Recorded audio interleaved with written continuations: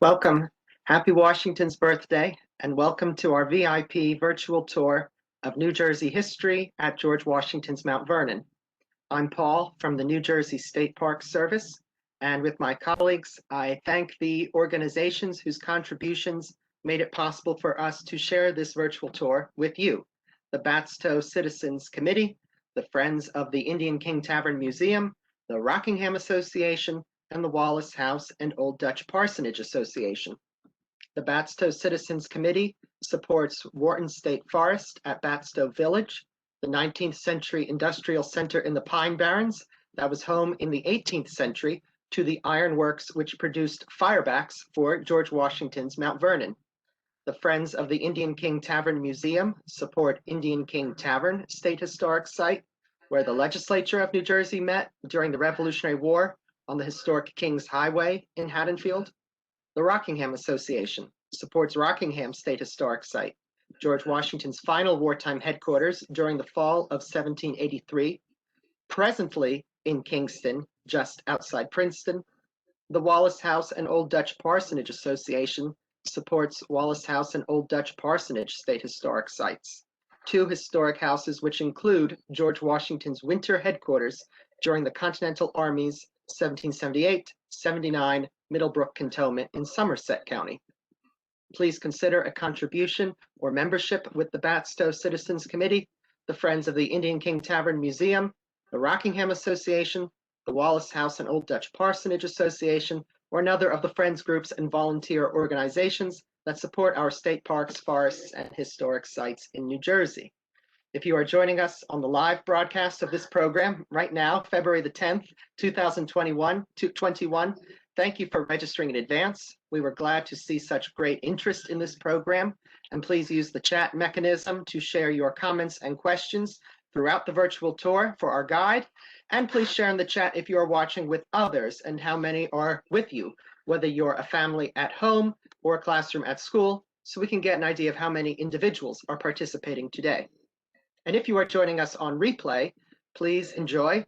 And while you can't ask questions live, email wallacedutch@dep.nj.gov to tell us where and with whom you are watching and ask any questions you have about George Washington in New Jersey. Find the State Park Service online to learn more about our state parks, forests, and historic sites in New Jersey, and reach out to a specific park or historic site for more information on the historic and natural resources at that location. George Washington spent more time in New Jersey than in any other colony turned state during the Revolutionary War, but throughout the several summer campaigns and winter camps, Mount Vernon remained on his mind. In retirement, General Washington called his home in Virginia a well-resorted tavern because of the huge numbers of guests he continued to receive there. So let's journey to that well-resorted tavern today with our host at George Washington's Mount Vernon, Mr. Jeremy Ray. Jeremy? All right, well, thank you, Paul. I appreciate that. Hello, everybody. My name is Jeremy Ray. I am the Director of Interpretation at George Washington's Mount Vernon. Hopefully you are all able to hear me. I'm going to share the screen here real quick. Noticed a couple of comments that some people were having difficulty hearing Paul and some people were able to hear him. So if you're not hearing, maybe double check your settings, make sure everything is turned up on your end. Just want to let you know that there is a Q&A section in this, so you can ask me questions as we go along. So I have actually a little bit about myself. I've been at Mount Vernon for 14 years now. I serve as the Director of Interpretation, so I am in charge of the staff who provide the tours of the mansion, as well as on the grounds, and our character interpretation department. So these are the folks who dress in 18th century clothing and present information from General Washington's time. So looking at the chat, it looks like everybody is, it seems like most people are able to hear me just fine, so that is awesome. So I wanted to start out right here showing you an image of the home. Now, the image here on the house, this is the house, how it looked in the year 1799, based off of our best understanding through the documentary evidence, through archaeology, and through extensive preservation and restoration work, really going down and kind of searching the DNA of the house through the work. I'm going to zoom in, and you can see that the house itself looks like blocks of stone, but it's actually a little deceiving. Those are boards of pine that have been beveled to look like individual blocks and then painted. While the paint is wet, a crushed sandstone is actually thrown and applied to the house. And this gives it the appearance of a stone house. Washington wanted the look of stone without the cost. There were very few stone quarries known in the nearby area at the time, so getting stone delivered to Mount Vernon would have been incredibly expensive. And this process was very, very well known, particularly in New England, called rustication and sand casting to give the appearance of stone. So again, the house is how it appeared in the year 1799. I'm going to give it a nice slow scroll around here so that you can see the surrounding areas. This dependency building right here to the left is called the Visiting Servants Hall. Washington had plenty of guests who visited him during his lifetime, men like Thomas Jefferson, Patrick Henry, George Mason, James Madison, and often traveling in horse and carriage. And their coachmen, their butlers, their valets that were traveling with them often stayed in this building here. This area over here is called the North Lane, and we can see the gardener's house, where an indentured servant or hired gardener was in charge of maintaining the gardens. This is where he lived. A salt house is the second building used for storing salt for long-term meat storage. And then we have a double duty building, the spinning house and the overseer's quarters. So continue to scroll over here. See one of the highlights of the estate, the bowling green. This lovely area was really used for entertainment. Washington would have his guests walk along the lawn. He would have engaging conversations here, just enjoying the resplendent beauty. On either side, there are these curving pathways that had trees planted. He wanted them planted irregularly with regularity. So what he means by that is not a pattern of trees, but whatever he plants on one side, he wants it matched on the other. So all of that work, of course, was done through enslaved labor. Mount Vernon was a slave plantation by the end of Washington's life, 1799. There were 317 enslaved men, women, and children that worked on the 5-farm, 8,000-acre complex that was the Mount Vernon plantation. Now, what we are going to be touring is just called the Mansion House Farm. This is where the house was located. And there was a lot of work still being done here in the gardens, maintaining the grounds, blacksmith shop, and other work taking place here. It's important to remember with the enslaved individuals, we'll talk about several individuals as we're going through the house itself. But I want you to know that there were many different types of enslaved people here on the estate. By that I mean, by the law, of course, in Virginia in the 18th century, Washington could own these human beings in the eyes of the law. But there were several different sects, as in Washington didn't own all 317 that were here. 40 individuals were actually rented as part of a land purchase from one of his neighbors. 123 were owned outright by George Washington. 153 were owned through the Custis estate, through Mrs. Washington's first husband, Daniel Parke Custis, who died without a will. So in essence, those 153 were in the care of Washington. He could profit and benefit off of their labor. But when he died, or when Mrs. Washington died, they were to pass along to Mrs. Washington's grandchildren. And then finally, there was one individual named Peter Hardiman, who was there as part of a purchase agreement for a horse, a racing horse. So he was actually leased by Washington. So that'll play an important role as we get to talking about some of the other individuals, but I want to take a moment here to introduce that idea. Over here, we have the South Lane, where we have the clerk's office is this door over here, and this door right here with the arrow on it is the storehouse where tools and objects were stored for the use of the enslaved population who were working here at the farm.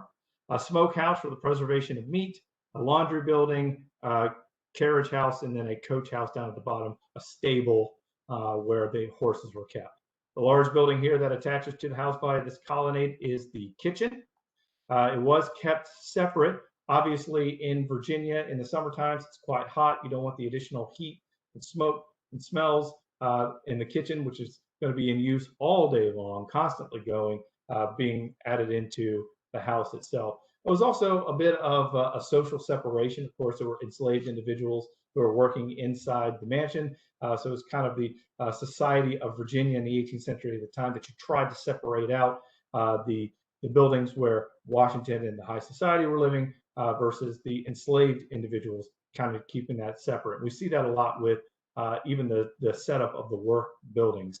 In the kitchen, there were at various times Lucy, Nathan, and Hercules, who were all enslaved cooks, very talented, very skilled individuals.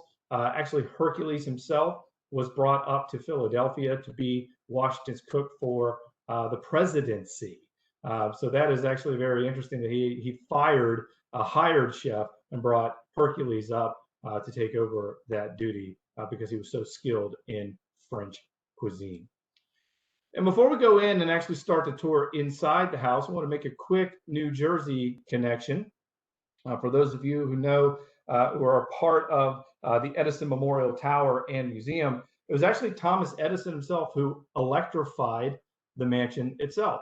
When we go in, if you come and visit today, you'll see a lot of candlelight and all that, but of course it's all run through electricity. There's a lot of modern security systems in place, a lot of modern fire suppression systems, and a lot of the conduit that was used actually ran through some of the earlier information used by Thomas Edison, who actually electrified the house. And if you give me one quick second, I'm going to try to see if I can't share a nice image we have of, there we go. Hopefully you guys see this image here of Thomas Edison. He's actually, this picture was taken outside of the new tomb. It's the spot that we will visit here very shortly at the end of the tour when we head down there. So he actually ran the electricity through the house. And interestingly enough, he operated on a DC power. So how he did it was there was actually an old fire truck that had been taken out of use, and it was used as this like battery tray to kind of charge the system. Mount Vernon recently just gave that fire truck up to a museum in Ohio to help operate a fireman's museum. So it's kind of another little interesting side bit of history. As that thing goes away, I'll be able to, oops. All right, go away. There we go. Bring back up our tour. Great. So you guys will take a moment. We're going to go inside what was called the New Room. This was a very, very impressive space in the 18th century. Again, everything you're seeing inside, based off of the documentation that we can best manage, says that this is how it looked in the year 1799. Extensive research shows that the paint color is accurate. This room is actually just recently redone about 4 years ago or so. So I've tried to do a nice slow scroll through. And this space was really used for entertainment. It was quite large, right? This room was so large that the average home in Virginia in the 18th century could fit in this one room. So obviously very impressive to any guests who are coming to visit, even though the majority of the people who were coming and visiting Washington and actually going inside the house were of an elite nature themselves. But the green was a quite expensive color to have. The detail that you see up here, up on the ceiling, the plaster work, this was done into molds and then applied onto the ceiling. All right. Very, very detailed work. You can see farming implements up there. All right, we have a sickle over here and a shovel and a pickaxe, a sheaf of wheat here in the center, which is of course Washington's primary source of crop here on the estate. Now this room had multiple uses, right? Large dinner tables could be brought inside, and this could be held for more formal dinner events. But as you can see right now, the room is set at rest. So a lot of the furniture is moved to the outside. Enslaved men and women, about a dozen who were working inside the mansion, were moving furniture in and out up into the storage on the third floor, around moving tables out of the way for whatever purposes. You see this large grass mat here to protect the flooring. And Washington often used this space to hold elaborate balls or dances or parties, right? So this was quite the festive space. And I really find that this room is very interesting because of the decor that Washington chooses to display. First off, it's very much like an art gallery. Hopefully you saw a lot of the images that we have hanging up around the room, but there were far more in Washington time. We know that this room, almost every square inch of wall space was taken up by some painting, where we try to keep it as accurate as possible to how Washington had it. So if we can't verify something that was there, we don't put it up until we're able to verify the actual contents, right? So we see a lot of painting. And I think one of the things that's really striking about this room is that you can really follow a lot of Washington's career, what we know him for, by the decorations of the room. You'll notice over here, we have some prints. It'll load up here. There we go. Here we have the death of General Montgomery, right? And this is actually, this one that we're looking at is an image of an actual original piece, meaning this was the one owned by George Washington and hanging in this room when he lived here back in 1799. So we see a lot of Revolutionary War themes, right? There's another one below is the death of General Mercer at what most people know as the Battle of Bunker Hill, even though it's labeled as the Battle of Breed's Hill, which is where the actual video took place, right? And I find it very interesting because Washington himself had this overwhelming sense of duty to his country, right? When he was a young man in his 20s, he fought to help protect the Virginia frontier as commander-in-chief of the Virginia Regiment during the French and Indian War. He, of course, answered the call to the Continental Congress, where he was unanimously elected as commander-in-chief of the Continental Army during the Revolutionary War. And even as he returns back here to Mount Vernon in retirement, right, he's enjoying the fruits and labor of that retirement.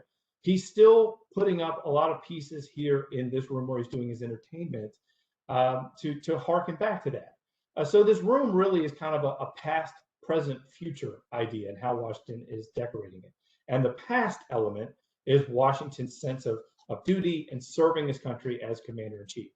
But what I find most striking is the fact that he's not just hanging up images of himself as a general, as we see up here, or these big battles that took place. But if we look over here, behind this door, and again on the other side, he actually had two copies of this, we have the dead soldier, right? And this is just of a common Continental Line soldier whose death is being mourned by, we can assume, his wife and his very young child. We can see he's right there next to the cannon. If you look in the background, it's hard to see, but you can see a battle is raging, which battle I'm not entirely sure. But I think this is important because I think Washington not only understood the depth of sacrifice that he was making, you know, giving up his wealth and his comfort to serve, his duty to serve his country, but he also understood the depth of that sacrifice that all Americans were making at this very critical time in our early history. So he decides to put as a reminder that sacrifice of the common man here in his most important room.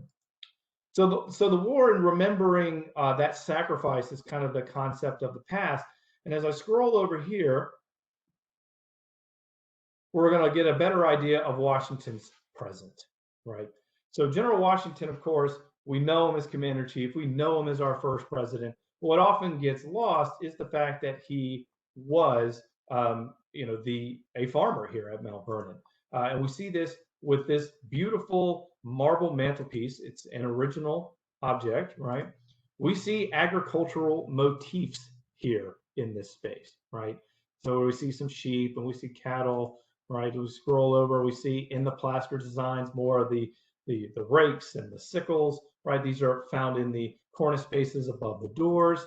And as we look up at the ceiling, I already pointed out more of that plaster design in the ceiling.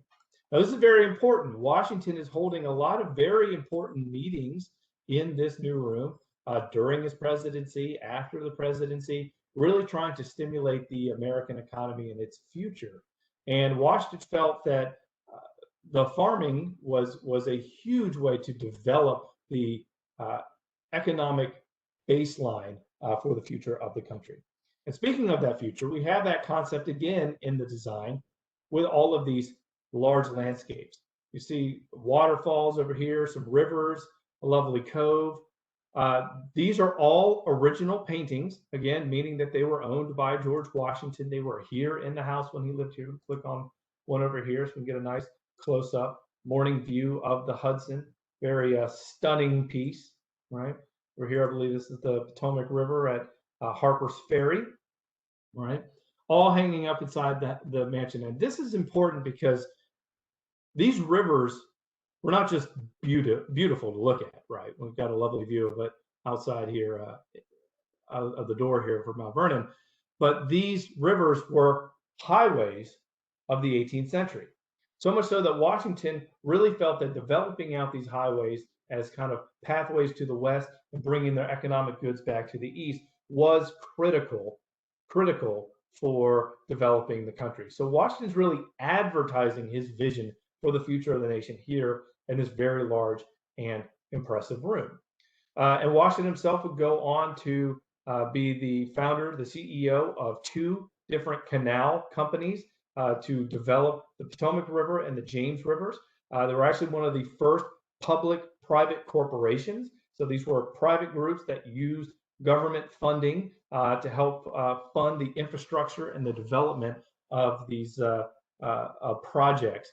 So while the Potomac River never was completed, the James River Canal Company was able to complete their work around the falls of the river. Right, so that was a very, very big deal for Washington. All right, I'm going to check in the chat. Just a reminder, so a couple people asking about how this will be available afterwards. About 30 minutes once we complete and I close out the program, the recording then becomes available to me. I'll send that to Paul so that he can share that out with everybody. So now we're stepping out. We get the other view of the mansion, the east front and the piazza. This lovely portico area was added in 1785. The cupola up on top of the house was added at that same time. And this lovely landscaped view has the stunning view of the Potomac River, which I'll scroll over here for you all to see. Interestingly enough, you'll notice that there is a distinct lack of development on the other side. While we may not be as urban in lower Fairfax County as some areas of New Jersey, the Washington, D.C. metro area is a very heavily developed area. So it is very unusual to see this much green space. I noticed earlier that there was somebody who said they were watching from Piscataway, New Jersey. Well, you're actually looking out across to Piscataway Park. That is a 4,000-acre conservancy made possible through the efforts of the group that owns Mount Vernon today, the Mount Vernon Ladies Association. We are a private, nonprofit organization that has owned and operated the estate since 1853. We have been open to the public since 1860. And one of the efforts of the ladies was to purchase land on the other side, get help from the government of Maryland, and then, of course, National Park Service to turn that into a conservancy, so to help preserve the view. Now, there is construction over there. There are a few beautiful homes on that other side, but they have it blocked off with plantings. So it is a very cool little detail.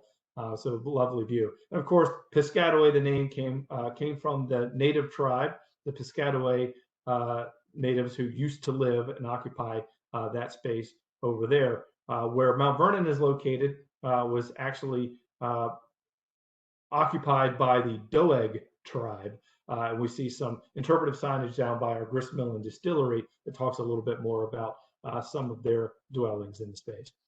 Now, this beautiful tree over here, this blue Atlas cedar, I'll zoom in a little bit on that, was actually planted in memory of the founder of the Mount Vernon Ladies Association, Anne Pamela Cunningham. She was from South Carolina. She helped found the group in 1853, the Mount Vernon Ladies Association of the Union, which had regents from all sorts of different states, including New Jersey, which we will talk about a little bit later because those early regents actually sponsored rooms inside the house. So when we get to the New Jersey room, I'll talk a little bit more about that. But we plant that memory that tree was planted, upon her death in 1874. So that tree has been around since then, though it is not an original tree to Washington's time. With that, we will go inside the house.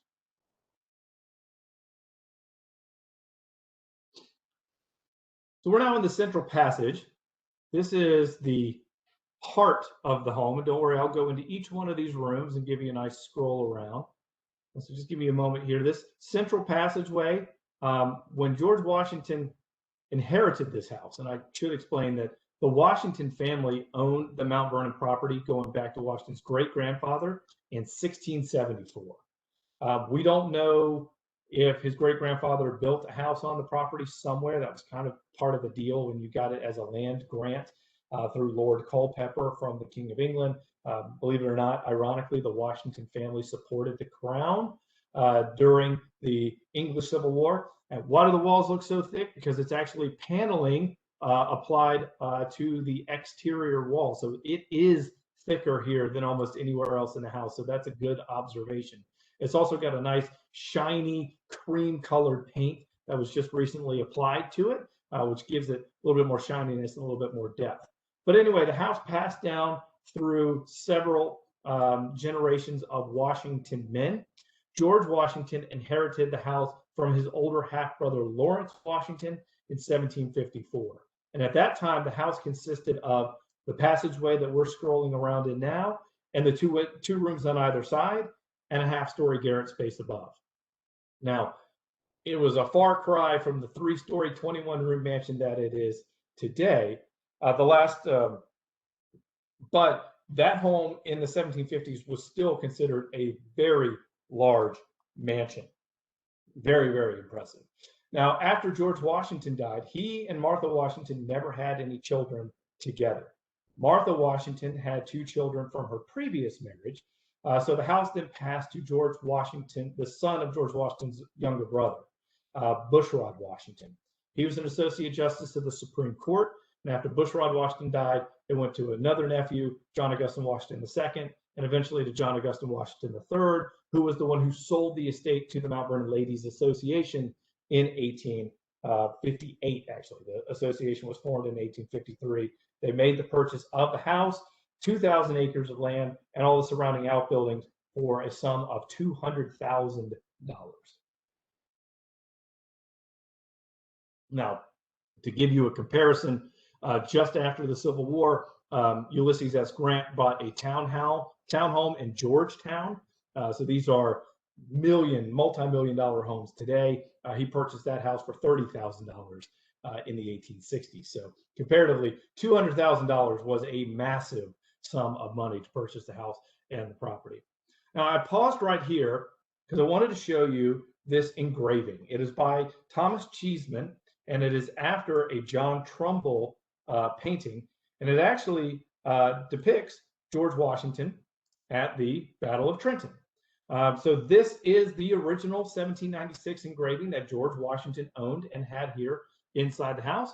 You can see John Trumbull there in the background. The painters love to insert themselves into the background of a lot of these pieces of artwork. And if you look over here, you can see what the actual painting looks like. I believe is in the Yale University collection at this time. All right, so to take a look into the rooms, let me scroll back here. I'm going to go into the little parlor.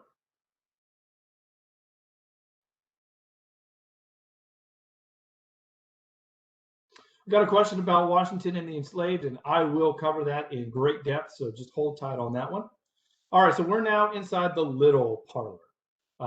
It is known as that because it is smaller than the other parlor. So we have some very creative naming techniques here.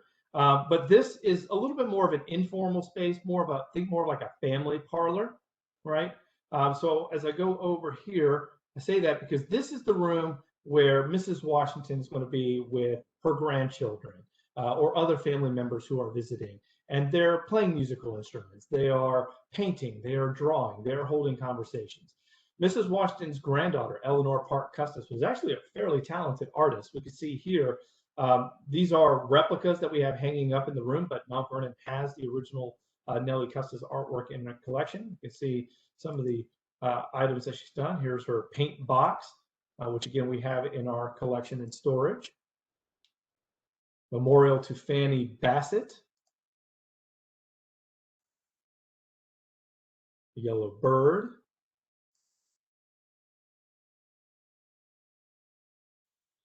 And another big thing with this being a family space is we show the bird cages. We know from visitors who came here that the Washingtons, particularly Mrs. Washington and the grandchildren, owned parrots and other types of birds, songbirds. So we have this original small cage for the pet birds here on display. But I think the big piece that really catches everyone's eye is this. This, what you're seeing now, is a picture of the original harpsichord that George Washington purchased from London for his Mrs. Washington's granddaughter, Eleanor Park Custis. We still have the original in our collection. However, we recently just got a replica piece made. And the reason why we did that is the replica is playable. And it now resides inside the mansion. And we do special events where, in non-COVID times, where people play the harpsichord. And it just sounds absolutely beautiful. It's just a really, really neat instrument. So go over to the next space, the formal parlor. I think you guys will find a little bit more interest there. Hopefully I'm not making anyone dizzy as we spin around. This front or formal parlor has the New Jersey connection because this space was actually, whoops, I'm sorry, that's actually upstairs. But anyway, I thought this was the New Jersey room. It's the blue room. I just got tripped up because everything in this room is blue. But there is actually a connection to the Batso village here in this room. As I do a quick scan around, you can see some family portraits there. That's actually Mrs. Washington's children here on the left. Here is Fanny Bassett and her husband. Fanny Bassett was a niece. I want to pause right over here at this fireback. Now, this fireback is original. It is one of two that are inside the house that we have now. There were four total that actually came from a forge works at the Batso village in Washington's time. So this is, again, one of the two that we have here. This one is just a better image. The other one is actually in the Washington bedchamber. And yet we don't really have a good up-close picture of that through the virtual tour. So scrolling around, again, we also have some more family portraits. Here we have General Washington in his Commander-in-Chief's regimental uniform that he wore during the Revolutionary War, or excuse me, during the French and Indian War. And that is Martha Dandridge Custis on the right. Now, we have had the originals at Mount Vernon at various times. These are both replicas. The originals are actually owned by Washington and Lee University in Lexington, Virginia.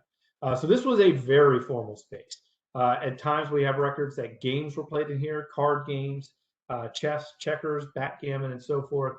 But this is also, we believe, where Washington's holding a lot of very formalized discussions, perhaps after dinner and so forth.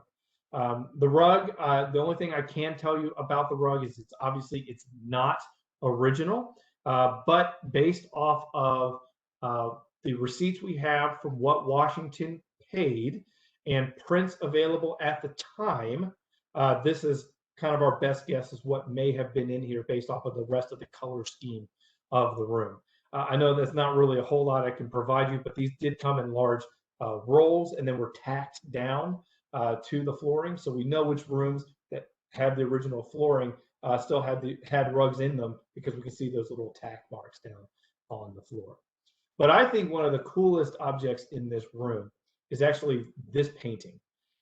One, it's built into the framework of the mantelpiece above the fire, which is one pretty cool.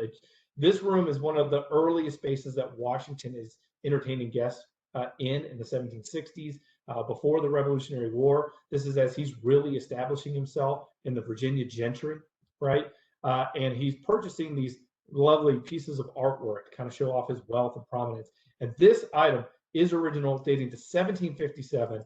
It is one of the oldest, I think it is the oldest piece in the house, outside of the house itself, and some of that original structure that predates it. So when it comes to material culture, I find this so cool just because it is such an old piece, and it's been built into that mantelpiece for so long.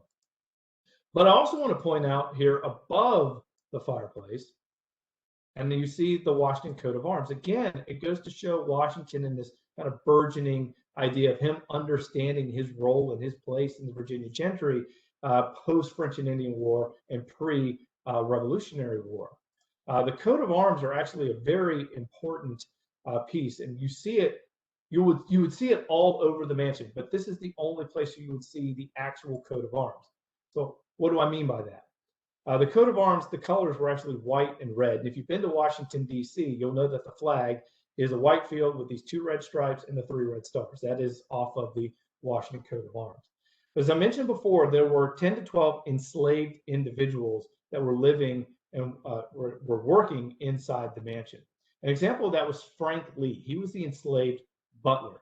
He was purchased by George Washington. He and his brother, actually William Lee, who was the valet for Washington, personal manservant, really. When working inside the house, Washington required that the enslaved people that he owned to wear livery. That means it was a uniform. It was clothing that matched the colors of his coat of arms. And a reason for that is also showing off his wealth and prominence to his guests. It's a very subtle way of also showing that in the 18th century, Washington himself had, by law, the right to own a human being. So just keep that in the back of your mind. We'll talk a little bit more about the enslaved people later on in the house tour, but I also want to point that out because we have a really interesting piece here in this central passage. It kind of relates to this concept of freedom and liberty versus owning human beings.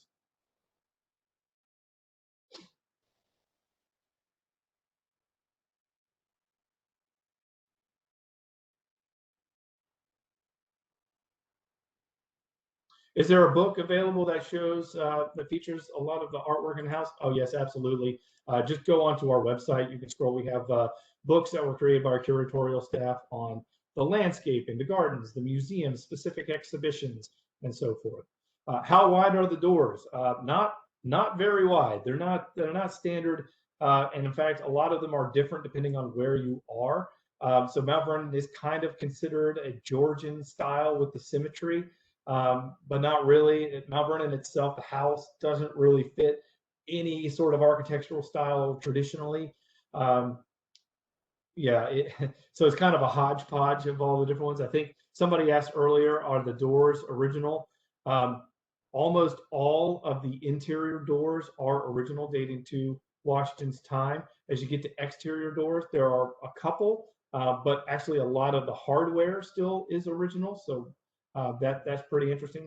We're very fortunate in that the Mount Vernon Ladies Association, and I'll just scroll around here, this downstairs bedchamber as I'm talking.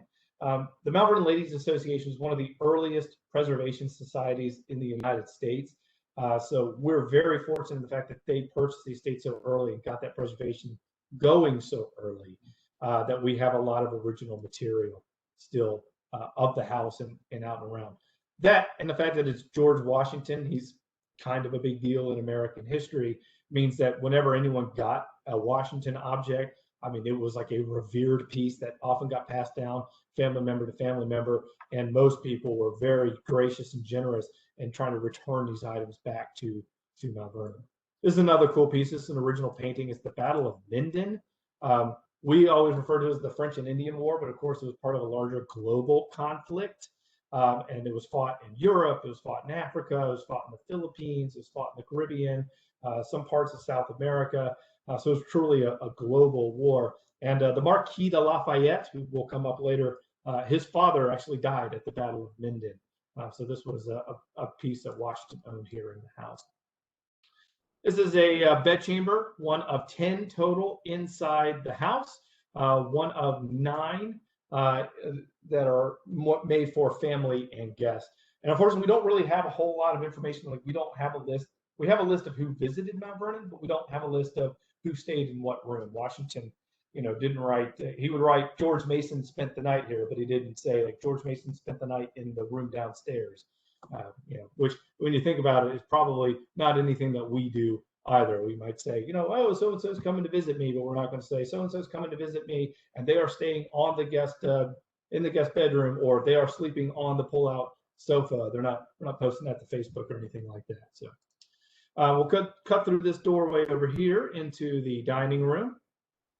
And this is your standard everyday dining room. I mentioned before that large new room could have been used for dining. That's a possibility. But it was very rare that Washington had that many people for a larger, more formal event. So this is where the majority of meals with friends and family are going to take place. In that bright color on the walls, yes, those are original paint colors. All of the furniture and everything that you're seeing, we have documentation to show that it is inside the house. So we did an extensive paint analysis of all of the walls to best determine what the colors are. Now, that being said, if I saw there was somebody said they used to live in Nova, Northern Virginia, and visited Mount Vernon all the time, I'm sure that central passage looks different. Probably about 4 or 5 rooms have changed colors in the 14 years that I have lived here. Now, the first paint analysis was done in the late 70s and again into the early 80s.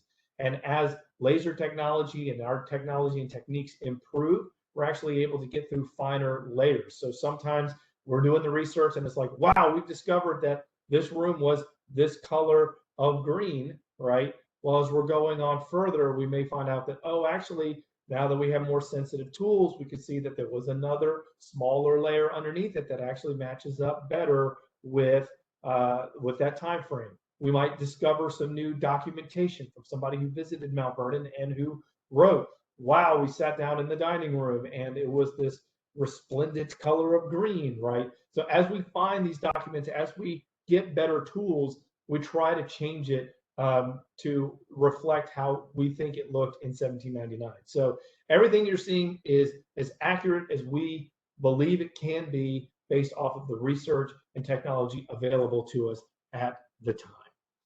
Okay, so again, all the meals were cooked in here. Frank Lee, the enslaved butler I mentioned before, had a butler's pantry right over there through this doorway. You can see it right over there. And there's where he has all of the dishes and all of the china and everything ready and set to go. Meals were brought in from the kitchen by the enslaved cooks. They were brought into the butler's pantry. Frank Lee was in charge of plating everything, bringing it out, and letting it set. Everything would cool down to room temperature before dinner was before everyone was brought in and served. Washington was very meticulous. It was stated that he would allow 5 minutes for the differences in timepieces, but if you weren't there when the time was up and it was ready to start, they would plate and cover up your food and have it delivered up to your bedchamber. It was considered rude once the dinner had already started.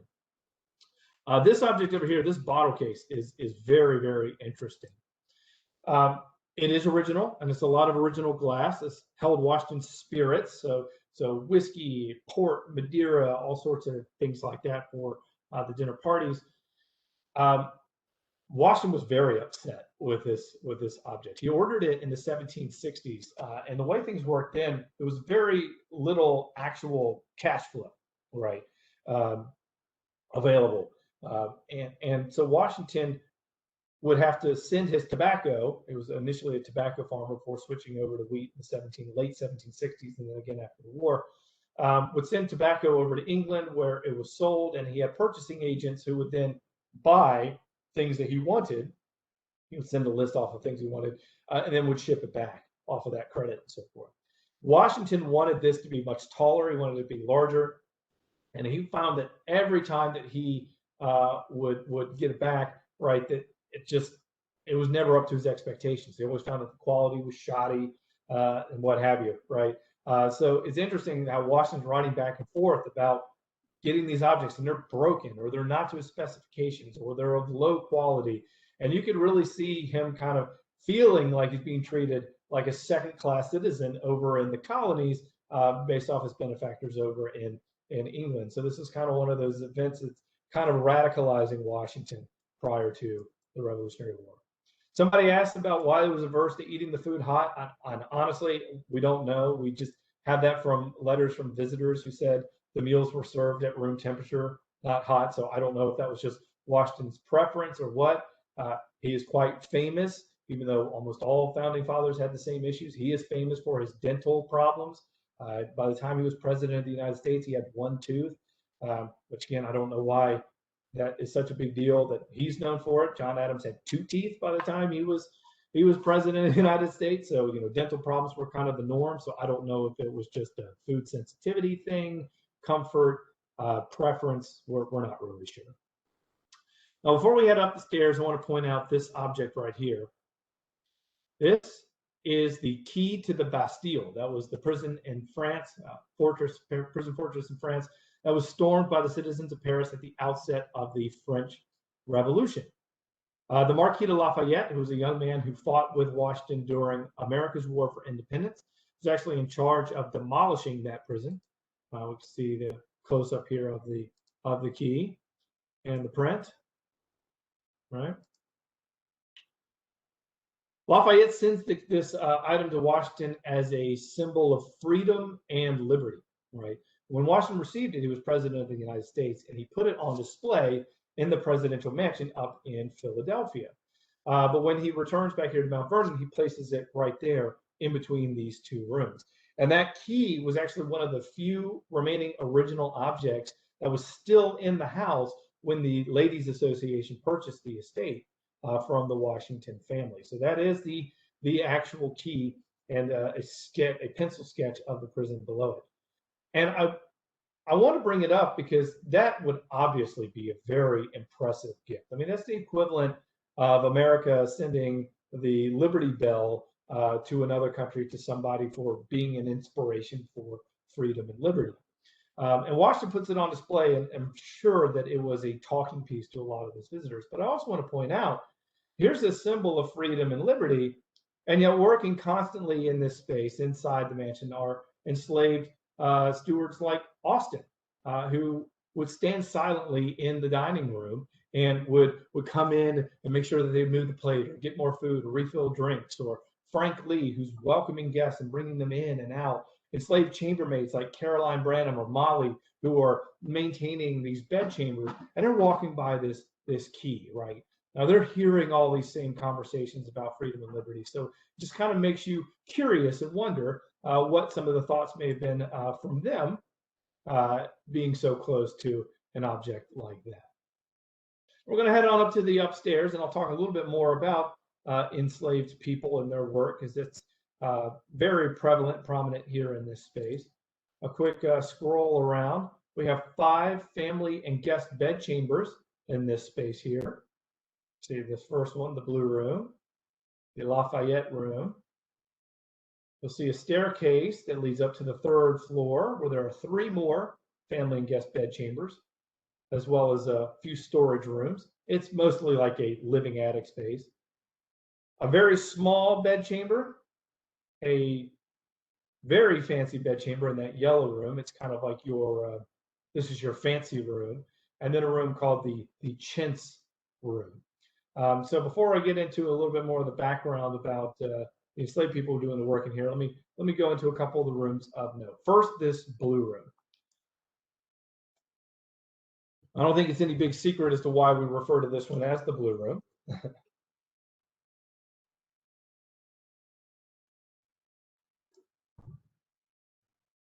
The beautiful wallpaper, the birds and the flowers and the decor on the bed. This was a very fancy room. With all of these rooms, we don't know who stayed here. So as I mentioned before, we know Thomas Jefferson, Patrick Henry, George Mason, so on and so forth stayed here. Yes, most of the flooring is original throughout the house, though of all the spaces where that's not the case, it's actually here in this upper hallway area. Most of the flooring in these family and guest bed chambers have been replaced at some point in time. But you can see that these rooms here very lovely appointed. They have a lot of rooms in them because we call them bed chambers because these were also entertainment spaces. You have to imagine in the wintertime without central heating, right? It's cold. Fireplaces are not very efficient because it's sucking air towards the fireplace, so you get drafts and such. So they would close the doors to try to limit those drafts and so forth to keep it warm. This room is actually interesting. You can't really get a good picture of it, but it has what's called a Rumsford firebox built in. And it's just the design of how they build in the brick that actually projects more heat out. So about 20 to 30% more efficient at heating. So this room and a couple others that had the Rumsford fireboxes installed would have been slightly warmer than the traditional fireplaces. That new room actually had a coal burning grate put in, so that with that much larger room, that was a much more efficient high energy output. So that would have kept that space a little bit warmer as well. But what makes this room so important is in the early ages of the Ladies Association, I mentioned there were regents from the different states. There were about 13, 14 initially, including a regent from New Jersey, right? There was a vice regent from New Jersey, and it was Mrs. Nancy Wade Marsh Halstead. She gathered nearly $2,000 worth of furniture, carpets, and antiquities to create a cheerful appearance. Now, back in those early days, it was difficult getting back actual Washington objects, so they just would grab anything they could, be it from the time period, be it kind of this colonial revival style, be it large paintings, even if they were from the 19th century. If they had George Washington in them, they put them up on display. So this room was the New Jersey room. So the vice regent from New Jersey raised the funds and furnished this space. So that's got a nice little connection there. It was actually furnished out in 1868. So none of the items that were in the New Jersey room then are on display in the house now, but they are in our collection that we hold, again, because it still has a significant historical connection. I'm going to go back out into the hallway here. As I mentioned downstairs, the Marquis de Lafayette, he actually visited Mount Vernon. If we scroll back over here, take a look inside this room. All the flooring was made of pine, southern yellow pine.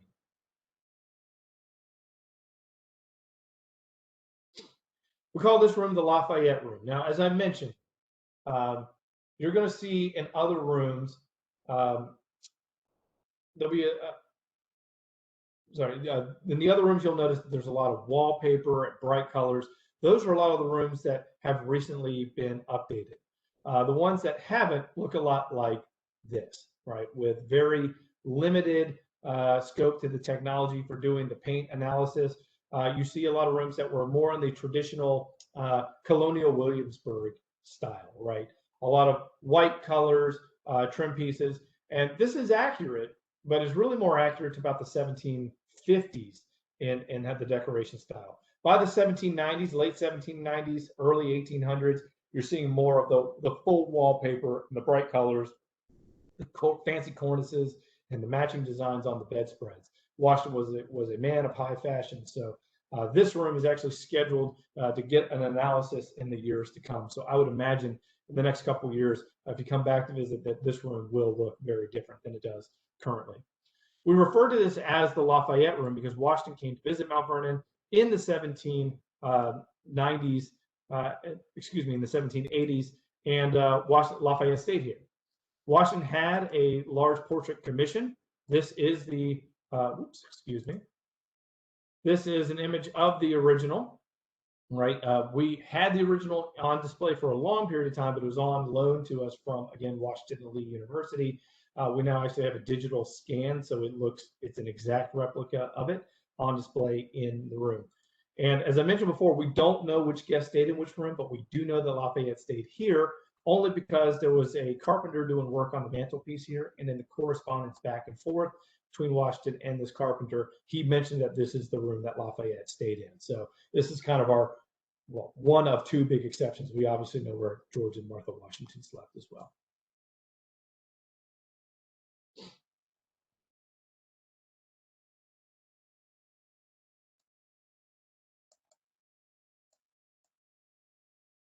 And then over here, this room is called the chintz room.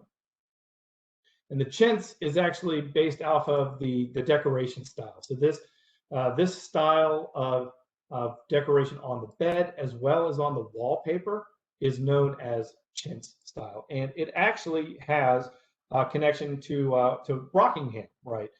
This was actually George Washington's last headquarters, right? It was the home of the Berrien family, and is actually the pattern from the Berrien house sprig, right? Is how we were able to determine. So when we did our work, they found hidden behind this piece of wood a sprig or a piece of wallpapering. It was very damaged. You can see there was not a whole lot to it. But again, doing paint analysis, they're able to determine color. They're able to determine the time frame. And then using that, we go over here from the Berrien house and some of the wallpaper that they had, pricing it out for the time frame, we were able to determine that this is a close approximation to what that wallpaper most likely looked like. This repeating floral motif, right? So that's another connection to another home there in New Jersey and part of this system that you all are helping to support. Now, in this space, we believe that Mrs. Washington's granddaughter, Nellie Custis, was in this room when her daughter was born. Actually, baby Frances was born 17 days before George Washington died in 1799.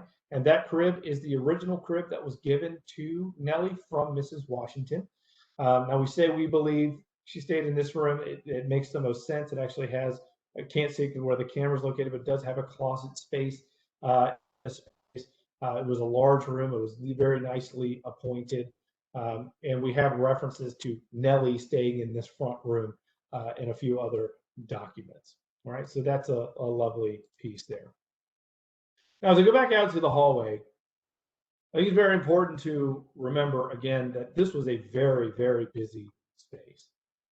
In the first year after Washington returned from the presidency, 1798, he records 677 overnight stays here in that 1 year. Now, an overnight stay means like if you and your family, 3 others, so 4 people stayed 5 days, that's 20 stays. So it's not 677 people, but that's a lot of people still in the course of a year that has to be taken care of here who are visiting, right? Yes, the house has been reinforced to handle the weight of our 1.1 million visitors each year. So no need to worry about that. It was so many guests that actually rooms like this, which was a closet at one point in time, were actually converted into a bedchamber to accommodate this overflow of guests. And I mentioned before, 10 to 12 enslaved people were working inside the mansion. Caroline Branham and Molly are 2 enslaved chambermaids that we know lived here, worked here in this space during Washington's lifetime. And they're keeping fires going, starting them every morning. In fact, Caroline would start the fire in the Washington's bedchamber every morning at about 4 a.m. Right? They're changing all the sheets. They're doing laundry. They're cleaning out chamber pots, right? And then they're just available to any beck and call of any individual who was there. It's important to remember that in 18th century Virginia, this was not a society with slaves. This was a slave society. There were laws in place that tied these human beings to the land, to the work that was being done. So when you have enslaved people, when they were having children, if the mother was enslaved, their child was enslaved, and they were enslaved for life. So what you have here is this system where George Washington owns all this labor, and he's constantly using them to profit and build and have his lifestyle. So I bring this up not as a means of trying to tear down Washington, right? Of course, he was born into this slave society, and while there were plenty of people who recognized slavery as wrong and even a sin or immoral at that time, it does help frame your thinking when you're born into a system like that. Washington himself, we'll talk about it later, does eventually come to see some issues with slavery, and eventually writes in his will that all the enslaved people that he owns outright were to receive their freedom upon the death of Mrs. Washington. But as we go back to the very beginning, it's important to remember that of the 317 enslaved individuals here, that only meant 123 individuals were going to be free. A perfect example of that is Caroline Branham. Caroline Branham was part of that Custis estate. She came through from the dowry of Mrs. Washington's first marriage. So when Martha Washington dies, she's just going to be sent off to some grandchild somewhere. And that unknown was a very scary thing. It's this concept of fear is what is always over the enslaved population. The fear of punishment, the fear of being sold and away from your family, the fear of having a family member sold away, which could happen at any point in time, and then the fear of just the unknown that could happen particularly after death. Now, Caroline Branham was actually married to Peter Hardiman, who was that man who was here at Mount Vernon as part of the purchase of a horse, a racing horse. And it's important it's actually interesting that they both actually ended up at the same place. They both went to George Washington Parke Custis, who was Mrs. Washington's grandson at Arlington House. Most people know that as Robert E. Lee's house. Wasn't. It actually belonged to the Custis family, and it was George Washington Parke Custis's daughter who married Robert E. Lee. They ended up at that property together. We're going to go in here to this yellow bedchamber real quick.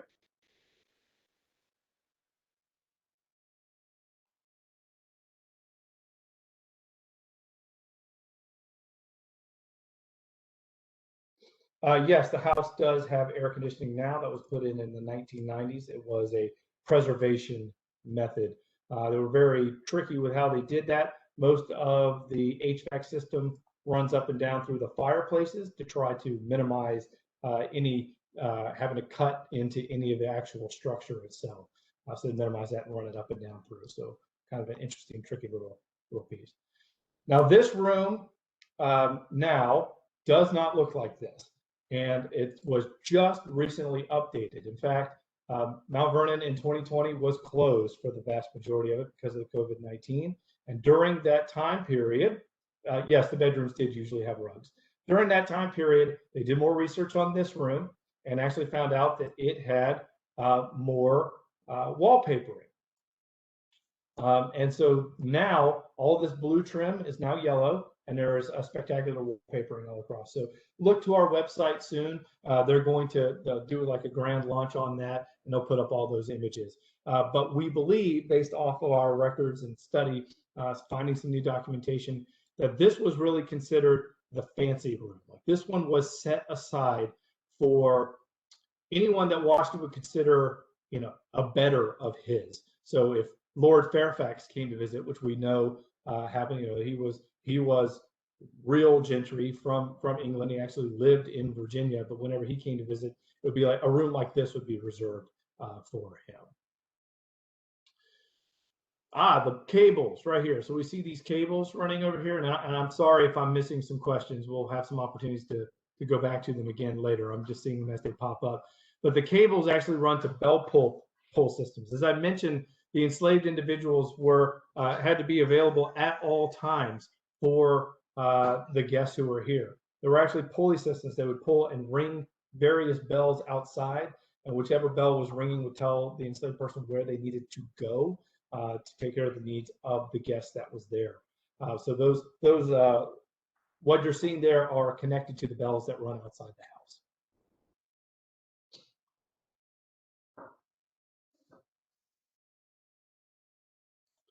So we're now in the private wing itself. So you see out here this hallway and that staircase. There was a cut through. You probably saw that in the yellow room. That cut through was not there in Washington's time. In fact, that was a closet. It was opened up later, we believe, by Bushrod Washington, the general's nephew, who owned the property after George Washington's death. So the only way that they accessed this space was up and down this staircase over here. Okay. So as we're scrolling around, I'll give you a nice look at the room. So I had a question about were the enslaved people treated humanely here? And that's an interesting question, because I guess that would really depend upon the perspective that you're asking from. right?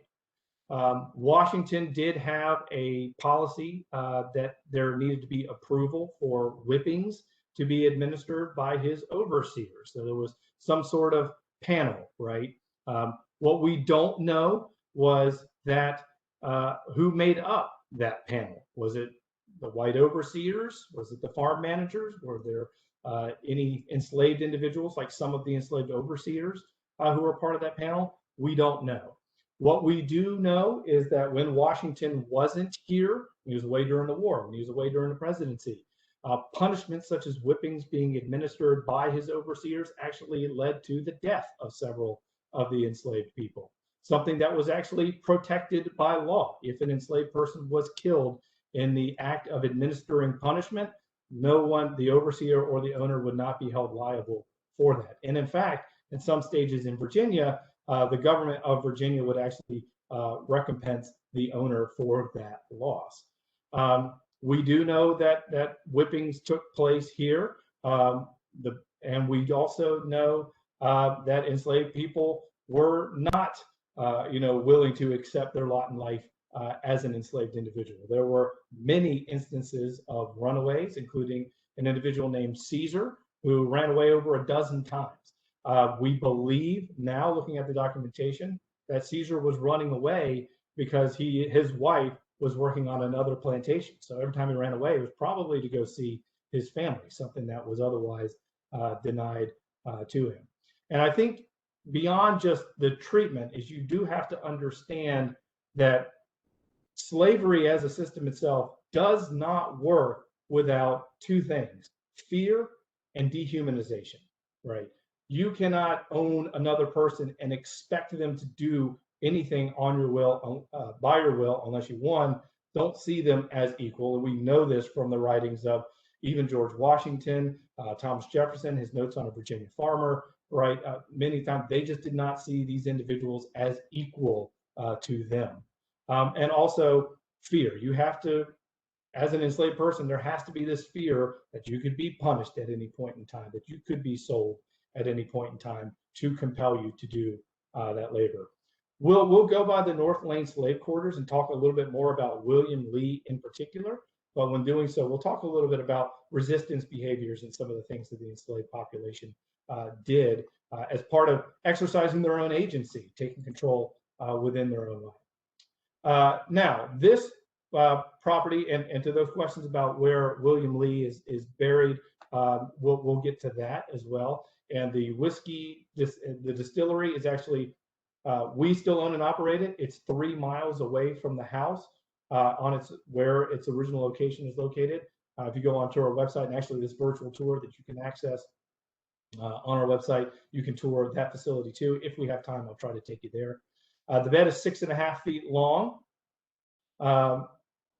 And yes, One Judge was here at Mount Vernon. And I think it's very important to mention One Judge here. So this is the Washington's bedchamber. This is the original bedstead that General and Mrs. Washington shared. As I mentioned, Caroline Branham would come in and set the fires in this space.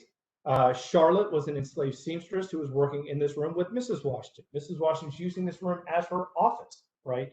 At this desk, she's planning menus. She's educating her grandchildren, whose portraits you see here on the back of the room, right? She's operating the day-to-day dealings with the house. And one of those individuals was One Judge. She was an enslaved personal servant to Mrs. Washington. She was born, her father, Andrew Judge, was a white itinerant weaver who often came to Mount Vernon from time to time. And of course, her mother was enslaved. And I'm blanking on her name. I can't remember if it's Sally or Sarah. I believe Sally was the name of her mother. One Judge is quite well known. She actually ran away from the Washingtons while he was president of the United States in Philadelphia, and actually ended up in a freedmen's community up in New Hampshire. Was actually interviewed many, many years after Washington's death about her time at Mount Vernon. Was asked if she was ever upset that she ran away, because by the time that she was being interviewed, all of her children had passed away, her husband had passed away, and she was so poor that she was living off of the charity of the community. And the journalist who was asking her actually said, because if you had stayed with the Washingtons, you would have food, you'd have a place to live, you'd be given clothing. When asked if what she prefers, she said, "No, I'm not upset that I ran away because I am free, and as such, I'm a child of God." So I think that kind of really encapsulates the feelings of the enslaved people. Hercules is another one who ran away from Mount Vernon. He actually operated as a ferryman before he became a cook, and we can only speculate, but we think he probably used his skills as a ferryman to get out of Mount Vernon and get up to freedom. And there is speculation that they may have found his burial site in a freedman's cemetery in New York City. But anyway, as I mentioned before, that this was the room that Mrs. Washington's using as her office. But more importantly, this is sadly the room that George Washington died. He died Saturday, December 14th, 1799, at the age of 67. He died of what his doctors called quinsy. Quinsy in the 18th century was a generic catch-all term that just meant an inflammation of the throat. So what it is today, we're not really sure. Modern medical historians think it might have been an acute case of epiglottitis. So the epiglottis became so swollen that it choked off his ability to breathe. Only 36 hours passed from the time he first begins to show symptoms to the time he passed away. At his bedside, of course, was Mrs. Washington, but also 3 doctors, including Dr. Craig, Dr. Brown, Dr. Dick, and his enslaved valet, Christopher Shields, and Caroline Branham and Charlotte. Those enslaved chambermaids were all in the room at the time of the general's death. Now, as you can imagine, the country went into mourning after the news of Washington's death. He was there for every major event in the founding of our country. He helped secure our independence in the Revolutionary War. He was our first president in the early republic, setting those precedents, setting the solid foundation. And there were mock funerals that took place all over the country. Men wore black mourning armbands, women dressed in mourning clothing. And it's all culminated on Washington's birthday, February 22nd, 1800, when Light Horse Harry Lee, in a presentation before Congress, presented a eulogy.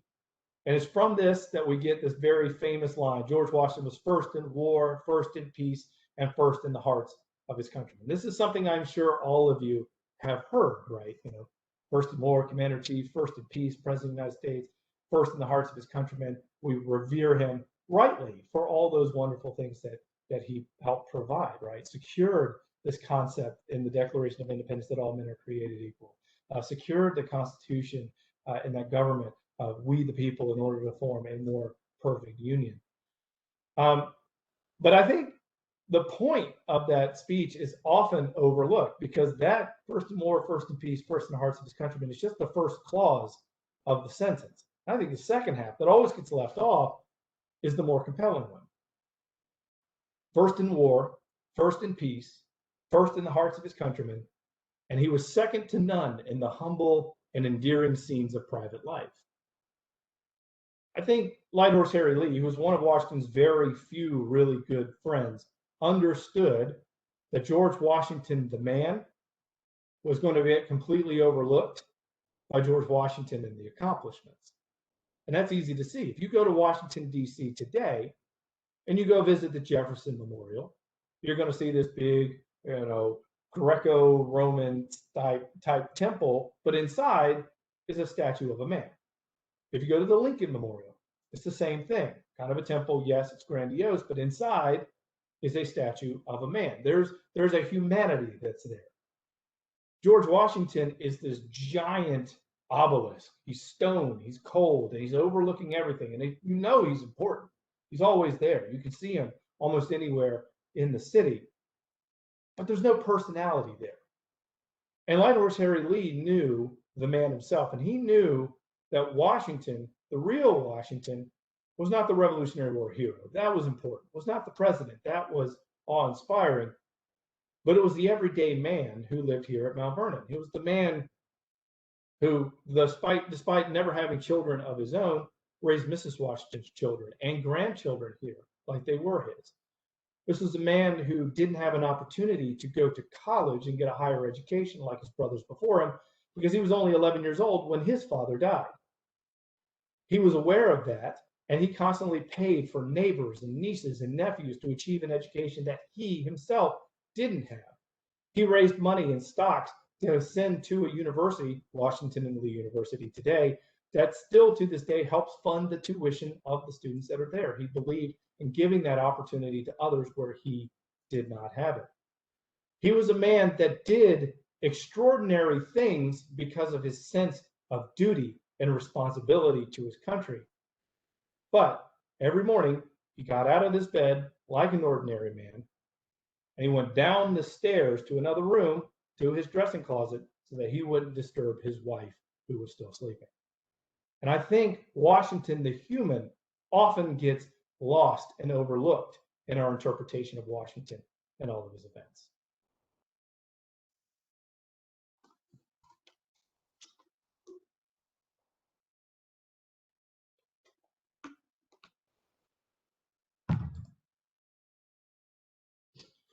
So here we are in Washington's study. We're still here in the private wing of the home. So guests were not entering this space or the bedchambers up above.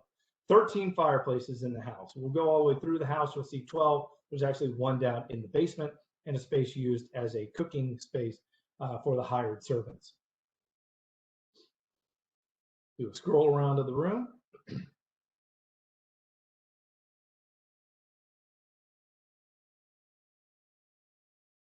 So this is Washington's office. This is where he is operating this busy plantation. Up here above the book press, you see all these cubbies. Those are for letters, correspondence. You have to understand that when you're sending a letter from Mount Vernon to Georgia or to Massachusetts, it could take weeks, if not months, if it's going overseas, to get a response. Washington would have a copy made, and then he would stick the copy up there. So everyone would always start their letter in reference to your letter on this date, so you could go to it and read and remember what it is that they talked about beforehand. So nice little filing cabinet system. Washington sending the correspondence from this desk over here. And this room is also just very interesting because it's got a lot of different aspects of his life. We see down here surveying chains. That was Washington's first job as a teenager. He was a surveyor. He was responsible for going out to the west, surveying these plots of land that would help to set, these land grants out. He would often get paid in land for it as he's developing out his wealth as a young man at that point in time. We have objects here that relate to the Revolutionary War. This trunk right here is original. And it looks really beat up because it was actually covered in leather before. And obviously the leather has deteriorated and had fur and all that. But this is trunk number 13. And Washington used this to carry blankets with him during the Revolutionary War. Over here, Washington trying to make up for, he said he had a defective education, right? So we have these books. This would have been way more full in Washington's time. When this virtual tour was done, a lot of the books were in transition over to the library. We were in the process of getting replicas, which would be a little better to store inside the mansion here. All 18th century titles. So we have the same titles that Washington owned. By the end of his life, he had something like 1,200 titles in his collection, which was a very sizable library for the time. The Boston Athenaeum has the largest collection of original Washington books. Same with the Library of Congress, and of course, our research library has a good collection of original Washington books. None of the books that we have on display here in the room, obviously for preservation purposes, are in here. Washington read a lot about farming, a lot about the military, but he also enjoyed history books as well, read a lot about history and farming, I should say landscaping and gardening were nice hobbies of his. He owned 3 copies of Don Quixote, which he never read because they were all in Spanish as gifts to him, and he didn't speak or read Spanish. So, but they were a gift from the King of Spain. So you obviously take that. This object over here is pretty cool. It's called a fan chair. He saw this when he was in Philadelphia during the Constitutional Convention. You pump the pedals down here at your feet. It moves the blade back and forth over your head to create a nice little breeze. Washington, I think actually his secretary, Tobias Lear, wrote that it was more effective at keeping the flies off of you than actually cooling you off, but that was its intended purpose. It is not original. It is a replica, but they do have an original one in the Franklin Institute in Philadelphia. And I think probably the most important piece in this room right here is this chair. It's rather unassuming. It is just wood and leather, but it is original. And it is the actual chair that Washington sat in as president of the United States. And when he retired and came back to Mount Vernon, he brought the chair with him. And that is very important. It's important to remember that in the 18th century, when Washington served as president, there were not any term limits. Washington was unanimously elected president for his first term and unanimously elected his second term. It is very likely that he would have been elected again for a third term if he wanted to do so. But Washington, with the help of James Madison, drafts up a document, a farewell address that he puts out in all the papers stating that he is not going to serve a third term as president of the United States. And that in and of itself is very important. It's important because that set an incredible precedent, right? Washington setting that precedent of stepping down and handing the power that was entrusted in him by the people back to the people to elect a new leader was something that other presidents respected for many, many generations to come, right? It is a precedent of not abusing power, and it also set the precedent of a peaceful exchange of from one elected official to the next. This is why Washington was so revered in the 18th century. In fact, there was a man who was supposedly quoted when he found out that Washington put out this notice that he wasn't going to serve a third term as president. And he was quoted as saying, if he were to do that, if he were to walk away, then he would truly be the greatest man to ever live. Now, supposedly the man who said that was King George III of England. Because when you think about it, people don't just walk away from power. There were all the historical precedent to that point in time was that if you led the revolution, if you were the head leader, you kept that power. That was the expectation. And, you know, many people wanted Washington to serve for life. And that in and of itself would not have been an abuse of power, but it would have set a precedent that maybe somebody with looser morals than Washington could have potentially abused. Another important piece is this secretary here.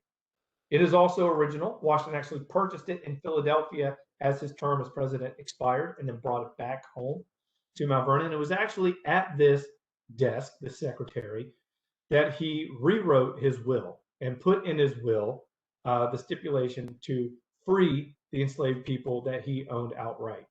Now, again, Washington started to see some difficulties with slavery, particularly post-Revolutionary War, where he's meeting men like the Marquis de Lafayette, John Lawrence, right, who said, you know, hey, these principles of freedom and liberty, they should apply to everybody who's here, not just a privileged few.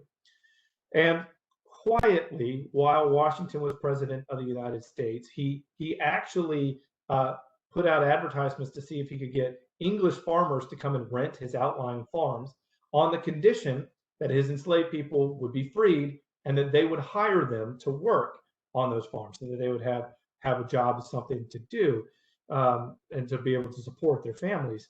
But nobody took him up on that. And Washington himself was kind of playing it on both ways. In private correspondence, we see where he's saying things like, I want to see some gradual system of active legislation that will lead to the gradual abolition of this species of property, right? He was kind of hoping that the states would start the ball rolling. Washington himself, very shrewd politician. He does understand that if he as president makes that a big push, there were a lot of compromises in the Constitutional Convention itself to ingrain slavery within the system, that trying to push too hard probably would have meant the dissolution of the Union very early. So this act was a very public act, Washington kind of setting an example that he hoped others would take. This is kind of one that we refer to as a lost legacy of Washington, right? Because not many people followed his example of freeing their enslaved individuals as he did. In fact, the Custis estate, the 153 also individuals who were also here on the estate, they were not freed. They actually went on to the various grandchildren, although George Washington Parke Custis eventually made arrangements in his will, just like George Washington, to free the enslaved people that he owned outright upon within a window of like 5 years. That duty actually fell, ironically enough, to Robert E. Lee, who actually did not get it done within the 5-year period, continued to profit off of their labor at the Arlington House and other properties, actually took the Virginia Supreme Court to order, while he was general during the Civil War, saying that those individuals had to be emancipated. So kind of a lost legacy of General Washington. Okay. All right. With that, I'm going to take us out. Actually, I'm going to go ahead and just do a quick jump.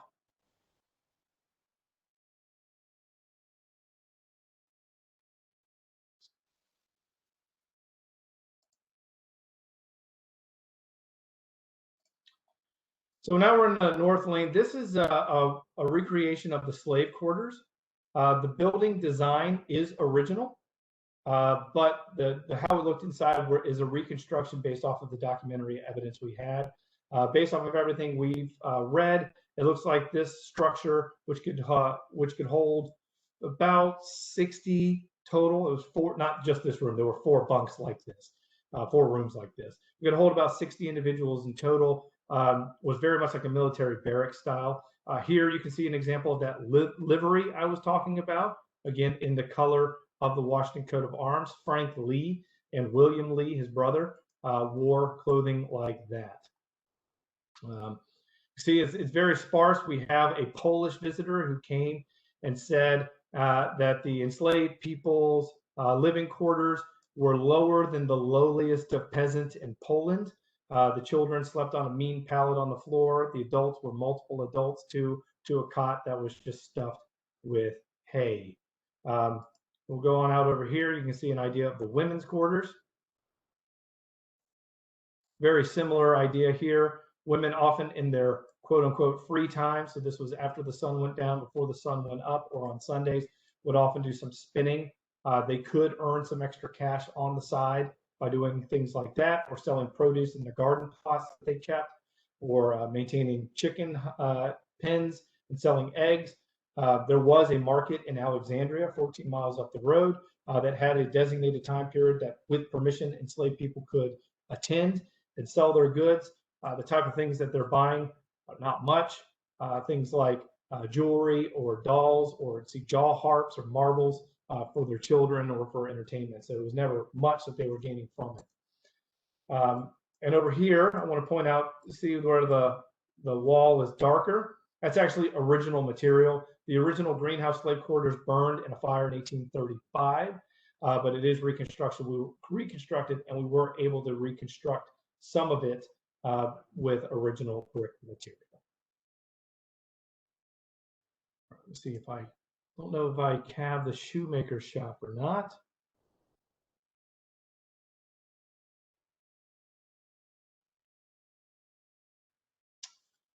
Don't.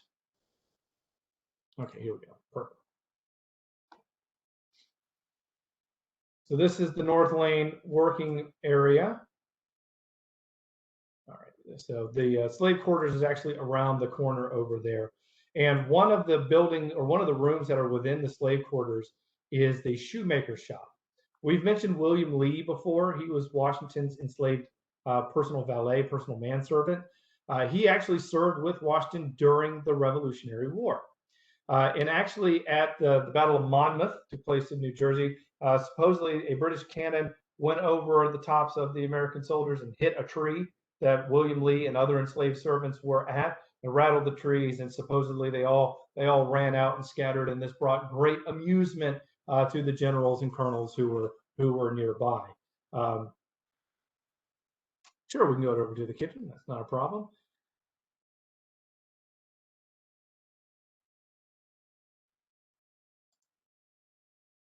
But William Lee, getting back to William Lee, since we can't go into that space here, I'll bring it up because, frankly, his brother, his wife, Lucy, was an enslaved cook here. And they actually lived, look over here, we've got a larder on the left, which is a storage space, and a scullery on the right, which is for cleaning. You can't see it, but there's a staircase in the scullery that leads up to living spaces above. And in that area is where we believe Lucy and Frank may have lived together with their children. William Lee, we know, visited often to spend time with his nieces and nephews. Now, William Lee, after the war, actually injured and had two separate injuries where he broke both of his kneecaps. And Washington moved him to the position of the the shoemaker. It was a job that he could sit down and work. Now, going back to someone was asking about the treatment and all that, I mentioned something that's very important. It all depends on the perspective, right? So when Washington wrote his will, he made arrangements that all the enslaved people that he owned outright would receive their freedom upon his death and the death of Mrs. Washington. There was one exception, and that was William Lee. He said, due to his attachment to me, or my perceived attachment of him to me, he is to receive his freedom immediately if he chooses to take it, right? So Washington perceived that William had an attachment. Did he? We don't know because we don't have William Lee's perspective on that. But William Lee did receive his freedom, chose to take it immediately, actually stayed on at Mount Vernon, did receive a salary as the shoemaker. So he continued doing that work. He was able to see his family because both Frank and Lucy were Washington enslaved people who were owned by the George Washington. And therefore, they got to spend their time together. They were never broken up. William Lee became kind of an alcoholic afterwards, as you could probably imagine with the searing pain that he was in. And I only bring that up because it was known that soldiers would continually visit Mount Vernon after Washington's death.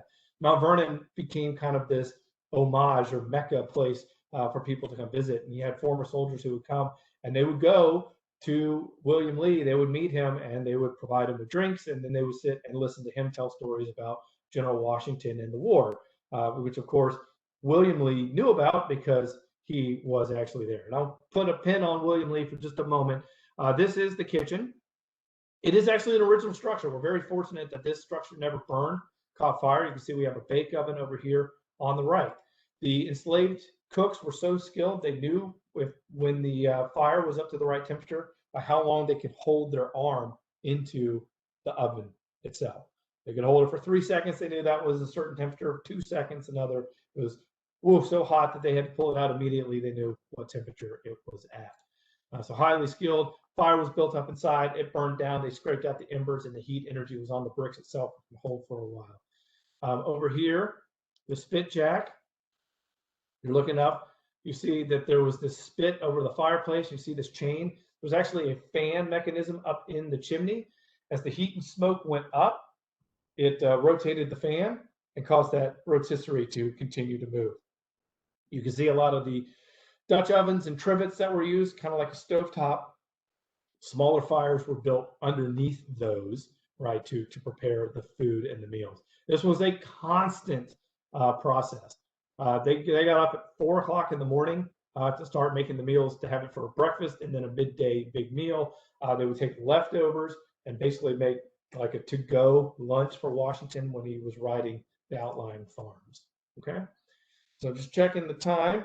Getting here close to the end, so I want to send us down real quick to the tomb.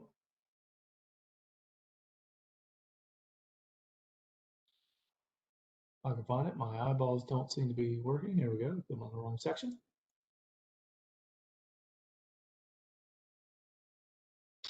So this is the new tomb. And it's called the new tomb because there was an old tomb that was built by George Washington's older half-brother, Lawrence Washington, who lived here on the estate prior to George Washington taking over. That one was built in the 1850s. It was not in a very good location. It was not very large. It was prone to leakage. So Washington also in his will wrote out that He wanted a new tomb constructed at the bottom of his orchard, which is where it is located. It took a while because actually right after his death, Congress actually petitioned Mrs. Washington to ask if George Washington's body could lay in a crypt in the Capitol building. That crypt still exists, and George Washington is not there. Mrs. Washington gave approval, which is why that crypt was built out. But by the 1830s, other family members had decided, no, it took so long to get everything done that they built this new tomb, and Washington was moved from the old tomb to here. The sarcophagus here on the right is made out of marble, and it is original to its being placed in there. Philip Struthers was the craftsman who designed and made this. General Washington is in the one on the right. Mrs. Washington's there on the left. That doorway in the back is the entrance into the vault proper, where there are 25 other family members. So that structure was built in 1832. This outer vestibule area was completed in 1835, and General and Mrs. Washington have been laying at rest here ever since they were moved in 1835. Now, another interesting piece here as we're looking, you'll see obviously the American flag there to the left, and to the right we have the Commander-in-Chief's flag, right? So the Commander-in-Chief's flag was Washington's design, and it was to be up outside his headquarters. So you would see this at Morristown in New Jersey, whenever Washington was in headquarters there during winter encampments. You can see this image here is the original is one of the original Commander-in-Chief's flags. We obviously fly this replica here now. And I have a couple other images here that are of interest of note. Here you can see, this is actually in the collection, I believe, at Princeton. This is the Battle of Princeton. You can see George Washington here in the painting. I believe this one is by Edwards, I believe. And you can see the Commander-in-Chief's flag being flown behind Washington there. And then here, another painting of Princeton, this one by Charles Wilson Peale. You can see there flying in the background is another variant of the Commander-in-Chief's flag. I don't know if that was an earlier version that no longer exists or not, but it's interesting that we have that pointed out, or if Charles Wilson Peale just painted it later and then just kind of forgot how it looked. We're really unsure. Now, going back to Washington and his death here, you know, the first in war, first in peace, first in the hearts of his countrymen. This is a really special space that people come to do the recognition, right? And I think having this space is really a wonderful area for Washington to come to terms with all the great things that he did, right? First in war, Commander-in-Chief securing our independence. And then at the end of the war, resigning his commission, right? First in peace as President of the United States. And once again, refusing to serve a third term. And it's really for those instances why he was so revered, why he remained first in the hearts of his countrymen. And I want to share a little story real quick about just how close all of that really was to unraveling and falling apart, right? When Washington was Commander-in-Chief during the war, the last major battle, with Battle of Yorktown, took place in 1781. But the Treaty of Paris wasn't signed until 1783. In fact, I believe Washington was in New Jersey at the Vernon family home when he received note of the Treaty of Paris in 1783 in New Jersey. But prior to that, he was in Newburgh, New York. And at that point, it had been several years, no major conflict. Washington spent most of his time kind of cashiering the troops out, you know, reducing the size of the forces. But his officers are getting very antsy, getting very upset. It had been several months since they had been paid. And a lot of these officers were beginning to blame the inaction of Congress. And there was kind of a little coup going on, right, with the officer corps. And they were setting up these private meetings and all that, who wanted to say, maybe we should take action. Maybe we should lead and send the army to where Congress is located and force them to do something. Well, Washington gets wind of this, and there was supposed to be this secret meeting on a date. Washington sets a meeting the day before, and it's supposed to be just a reading off of this note from a congressman saying, you know, they're doing their best and try to dissuade him. But to the officer's surprise, George Washington himself actually shows up to this meeting in Newburgh, New York. And he goes through the thing. He has this whole prepared speech about we did not fight for 8 long years to get to this point, to undo everything that we fought for, right? We declared ourselves independent. It is we, the people of the United States. The Congress is the people. They are the voice. We answer to them. We don't dictate those terms, right? Well, that speech kind of fell flat. So Washington has a letter from a congressman basically saying, please, deliberations take time. We're doing the best we can. We will take care of these officers. We will take care of the soldiers. As he opens up the letter, he struggles for a moment and he pauses and he reaches into his pocket and he pulls out a pair of spectacles. And he unfolds them and he addresses the crowd and he says, gentlemen, if you'll permit me, I've not only grown gray, but nearly blind in service to my country. And that was the emotional moment, right? At that point in time, all these officers could see, right, that Washington was not in this for his own personal gain. He was in this for something greater. He was in this for duty. He was in this for this promise of what we could become. The idea of America and this more perfect union is that we can recognize our faults. We can see where systems are in place that are not allowing us to be our best, but we will continue to strive and do so. And Washington believed in that promise, believed in that idea. And he was not going to take a moment and be selfish to take all the accolades for himself. He was doing it for that promise. And that, I think, is why Americans revered him then. And that's why I think we can continue to revere him today. We've got one more stop because I had a question specifically asking about it. Go down to the Slave Memorial. This is a very powerful space. This is located right near the tomb, actually. If I loop around, you can see this walkway. Just through that archway, just right around the corner to the right, you see this path here. The tomb is right here behind these trees. General Washington, Mrs. Washington, family members are at rest.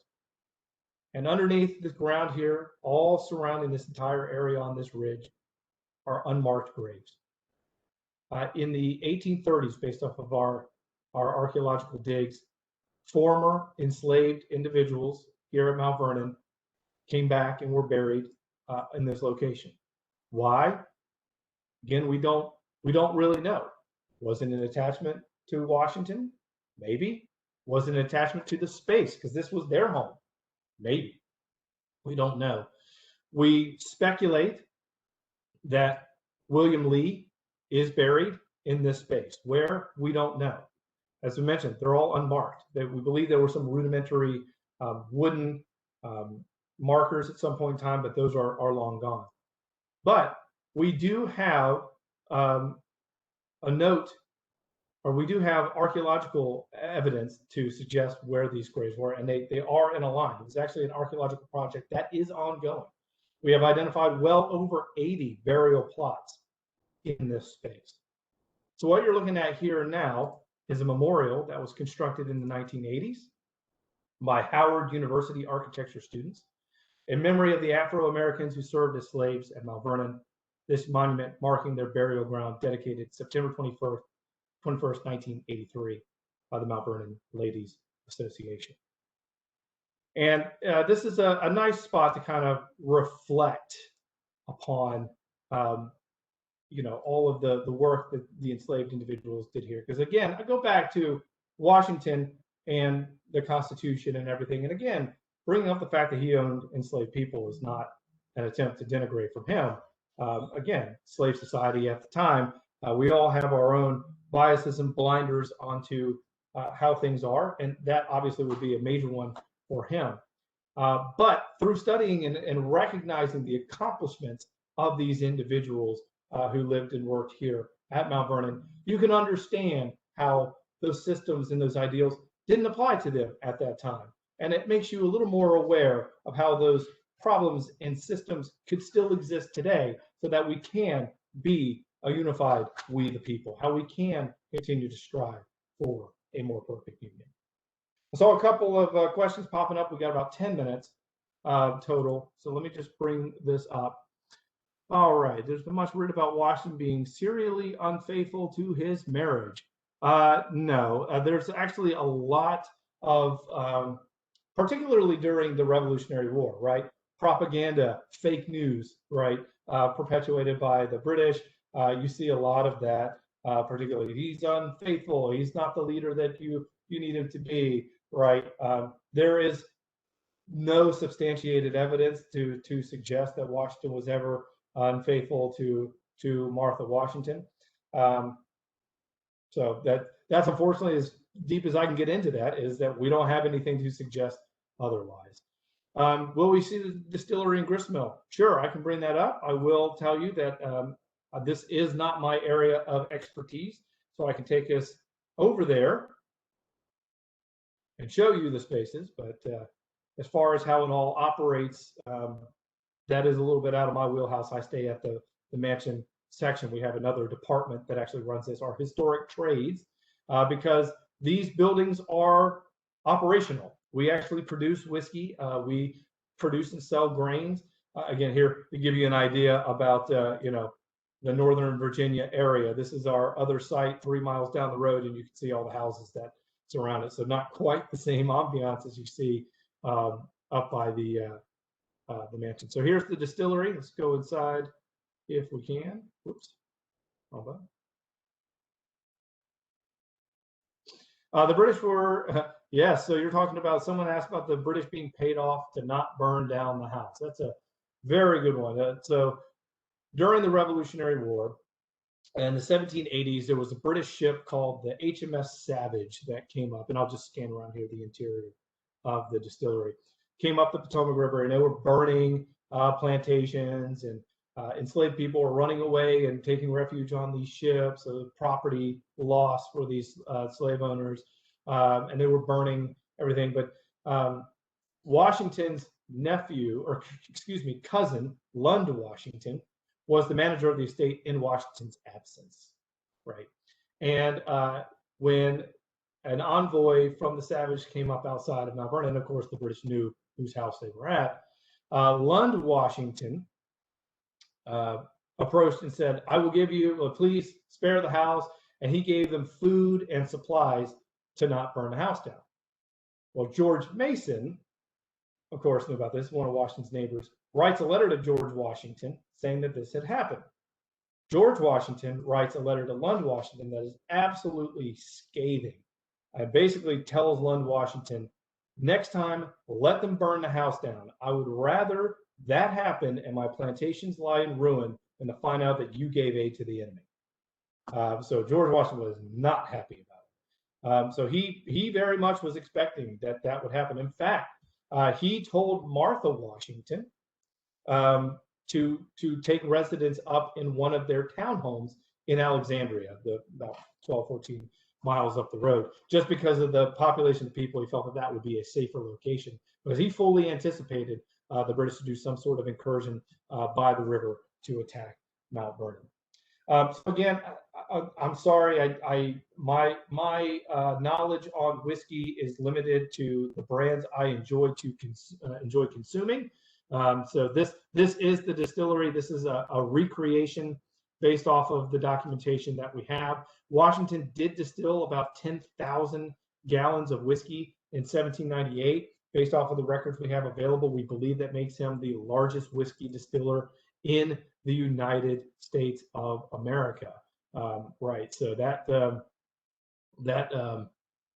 is something, right?